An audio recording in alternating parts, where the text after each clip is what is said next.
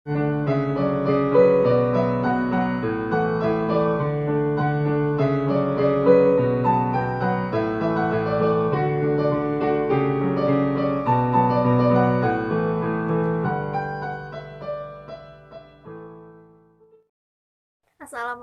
warahmatullahi wabarakatuh. Selamat datang di video saya. Kali ini saya akan membahas tentang salah satu materi matematika yang ada pada kelas 7, tepatnya pada bab himpunan, mengenai sifat-sifat himpunan. Namun pada pertemuan kali ini atau pada video kali ini saya akan membahas dua sifat himpunan. Yang pertama kardinalitas, yang kedua adalah himpunan bagian. Sebelumnya perkenalkan dulu, nama Ibu Rika Masriani. Kalian bisa memanggil Ibu Rika. Ibu dari Pendidikan Matematika Universitas Lambung Mangkurat.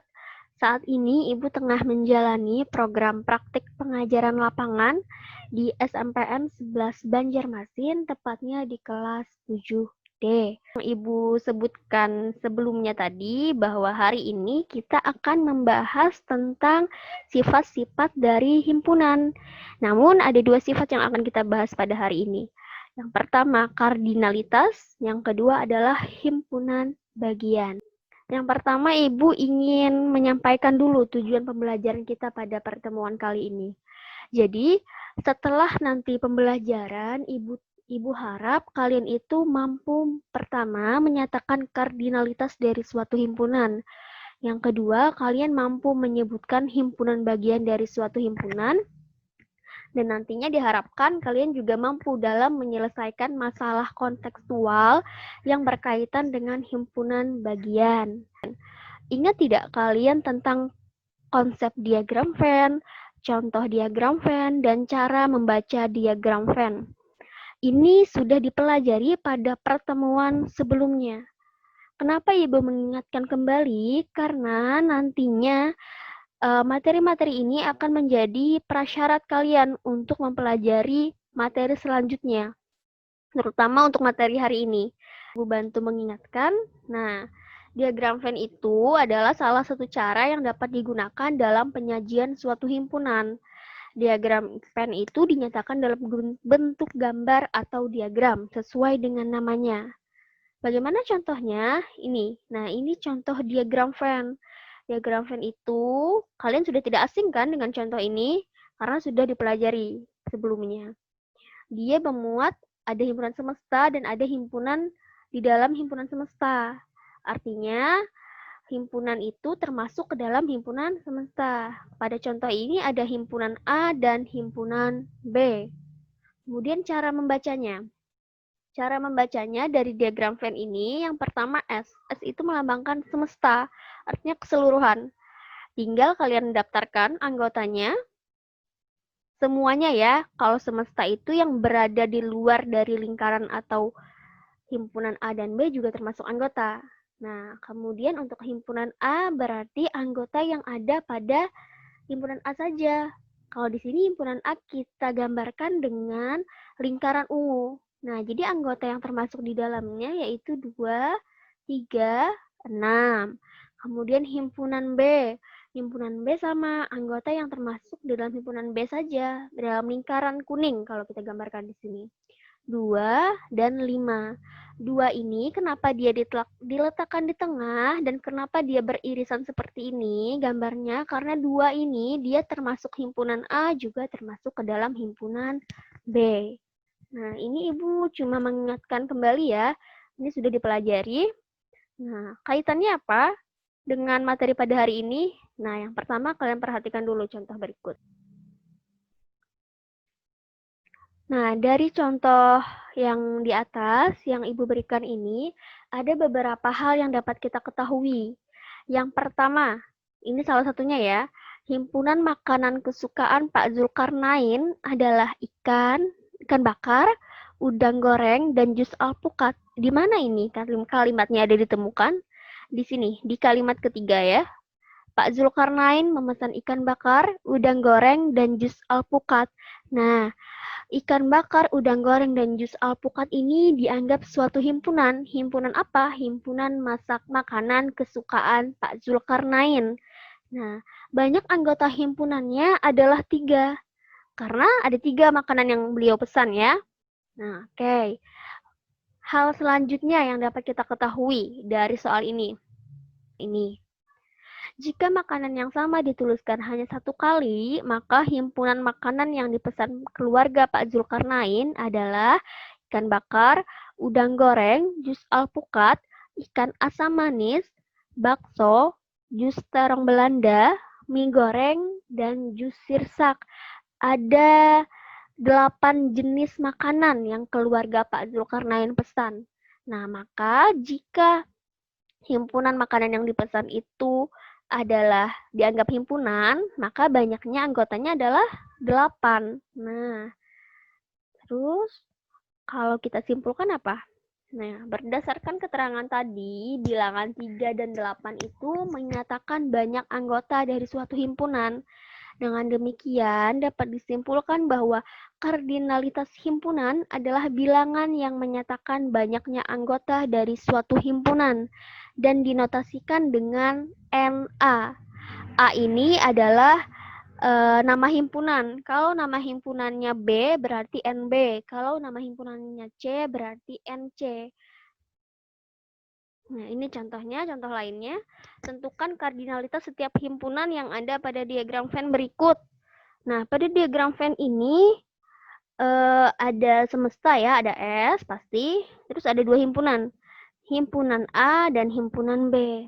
Kalau kita ingin menentukan kardinalitas dari suatu himpunan, kita harus tahu dulu anggotanya. Berarti kita daftarkan dulu apa saja anggotanya. Nah, di sini. Himpunan semesta. Semestanya itu berarti seluruh himpunan, seluruh anggota yang ada pada semesta. Baik itu dia di luar himpunan. Nah, seperti 1, 4, dan 6 ini kan dia di luar himpunan A dan B. Tapi dia termasuk dalam anggota si semesta. Jadi semestanya itu 1, 2, 3, 4, 5, 6, 7. Kemudian himpunan A. Himpunan A berarti anggota yang ada pada lingkaran ungu atau himpunan A. 2, 3, 5. Kemudian himpunan B. Himpunan B anggotanya 5 dan 7. Maka kardinalitas himpunannya yang pertama NS. Ada berapa? Ada 7 ya, berarti NS-nya 7. Anggotanya ada 7. Baik, berarti kardinalitas dari semesta itu 7. Kemudian NA. NA berarti kardinalitas dari himpunan A. Banyak anggota dari himpunan A ada berapa? Himpunan A anggotanya ada 3. 1, 2, 3. Ya, kemudian NB. NB artinya kardinalitas dari himpunan B atau banyak anggota dari si B. 5, 7. Berarti ada 2 anggotanya. Nah, jadi itu yang dinamakan kardinalitas dari suatu himpunan. Nah, sekarang kita membahas lagi sifat-sifat himpunan yang lain, yaitu himpunan bagian. Jadi, himpunan bagian itu apa? Misalkan nih, himpunan A merupakan himpunan bagian dari B jika setiap anggota A juga anggota B. Nah, sampai sini dulu kita pahami kalimatnya. Jadi, himpunan bagian itu jika ada 2 himpunan nih, dan himpunan A itu dia dikatakan jadi himpunan bagian dari si B bila semua anggota A itu juga anggota B. Nah, jadi himpunan A itu berada dalam himpunan B. Nah, notasinya bagaimana? Notasinya itu A, ini membacanya subset. Jadi A subset B. Nah, contohnya ya, kita langsung ke contoh. Mungkin masih bingung kalau tidak diberi contoh. Nah, perhatikan gambar berikut. Nah, di sini yang pertama kita ketahui bahwa B merupakan himpunan bagian dari A. Himpunan B ini yang lingkaran berwarna ungu ya. Ungu, himpunan bagian dari A, lingkaran berwarna biru. Karena setiap anggota B juga anggota A. Nah, seperti yang kakak singgung tadi sebelumnya, himpunan bagian itu himpunan di dalam himpunan. B ini kan dia himpunan, tapi juga dia termasuk di dalam himpunan A. Makanya setiap anggota B juga anggota si A. Nah, makanya dinotasikan dengan B subset A atau B adalah himpunan bagian dari himpunan A. Nah, kemudian B bukan merupakan himpunan bagian dari C. B bukan himpunan bagian dari C karena setiap anggota B bukan anggota C. Ya, jelas ya, karena B dan C ini dia dua himpunan yang berbeda. B ini tidak berada dalam C. Maka B bukan himpunan bagian dari C. Sehingga dinotasikan dengan B bukan subset dari C atau B bukan himpunan bagian dari C. Nah, kemudian C. C bukan juga merupakan himpunan bagian dari A karena setiap anggota C bukan anggota A ya, di sini bukan anggota A sehingga dapat dinotasikan C bukan subset A. Nah, sampai sini penjelasan dari Ibu. Semoga dapat dipahami dan ilmunya bermanfaat. Kalau nanti kalian masih ada yang ingin ditanyakan atau mungkin bingung, silahkan tanyakan ke Ibu. Silahkan kontak Ibu secara pribadi, bisa di WA.